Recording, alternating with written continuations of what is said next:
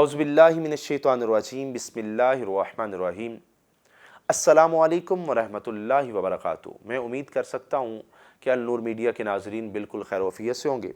नाज़रीन किराम, आज जो हमारा अहम मौजू है वो है घरेलू नाचाकियाँ, मियाँ बीवी का आपस में झगड़ा रहना और उसकी वजह से जो बेबरकती होती है उसकी तरफ भी मैं आपको इशारा करना चाहता हूँ।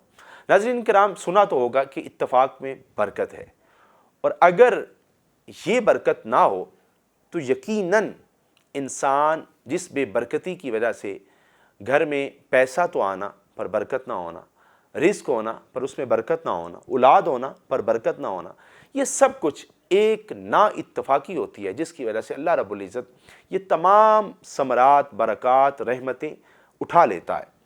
नाज़रीन किराम, यकीनन आज का सबसे बड़ा मसला ही यही है कि घर घर में घरेलू नाचाकियाँ हैं, लड़ाई झगड़ों की वजह से लोग ख़ुदकुशियाँ कर रहे हैं, और सिर्फ वजह क्या है कि हम अदम बर्दाश्त का शिकार होते जा रहे हैं।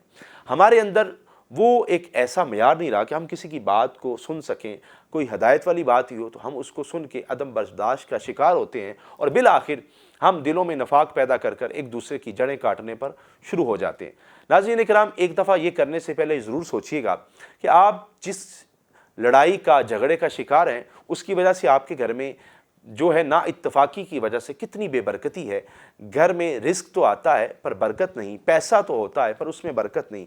ये सब कुछ एक ना इत्तफ़ाक़ी पर मुनहसिर हो जाता है। जब इत्तफ़ाक़ होता है तो वही एक करोड़ का भी काम करता है, वही एक रोटी 100 रोटी का काम भी करती है, वही एक बच्चा या बच्ची आपके लिए, आपके मुस्तक़बिल का काम भी करता है।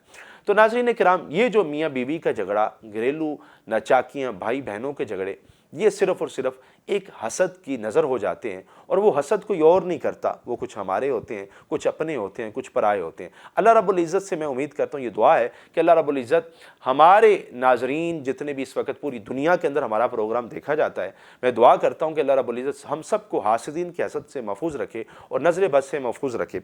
नाज़रीन किराम, घरेलू नाचाकियाँ ख़त्म करने के सिर्फ 7 दिन ये वजीफ़ा करना है। करना क्या है? बिस्मिल्लाहिर्रहमानिर्रहीम पढ़ना है। तो बिस्मिल्लाहि तवक्कलतु अलल्लाह ला हौला वला कुव्वता इल्ला बिल्लाह। बिस्मिल्लाहि तवक्कलतु अलल्लाह ला हौला वला कुव्वता इल्ला बिल्लाह 311 मरतबा असर से लेके मगरिब तक ये वजीफ़ा करना है। अव्वल आखिर दुरूद पाक पढ़कर इंशाअल्लाह ताला घर में ना कि लड़ाई ख़त्म होगी, बल्कि अल्लाह रब्बुल इज़्ज़त का ऐसा करम होगा कि रिस्क भी दुगना हो जाएगा, और अगर आप बे औलाद हैं तो अल्लाह रब्बुल इज़्ज़त आपको इस वजीफ़े की वजह से भी औलाद अता करेगा। अब बिस्मिल्लाहि तवक्कलतु अलल्लाह ला हौला वला कुव्वता इल्ला बिल्लाह, अब जब आपने 111 मरतबा इसको पहले पढ़ना है, वैसे तो 311 मरतबा पढ़ना है, तो इसकी तादाद जब 111 मरतबा पढ़ना, उसके बाद आपने 21 मरतबा दुरूद इब्राहिमी पढ़ना है। अब जब आप असर से लेके मगरिब तक ये वजीफ़ा करेंगे तो उस दौरान आपने कोशिश यही करनी है कि किसी पाक जगह पे हों।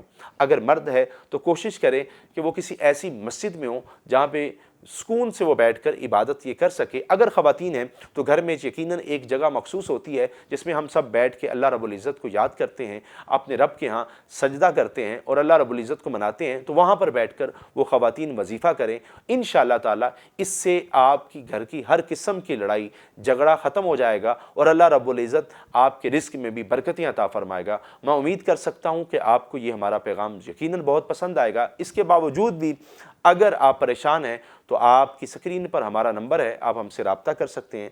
अल्लाह रब्बुल इज़्ज़त हम सब का हामी नासिर हो। अस्सलामु अलैकुम व रहमतुल्लाहि व बरकातुहू।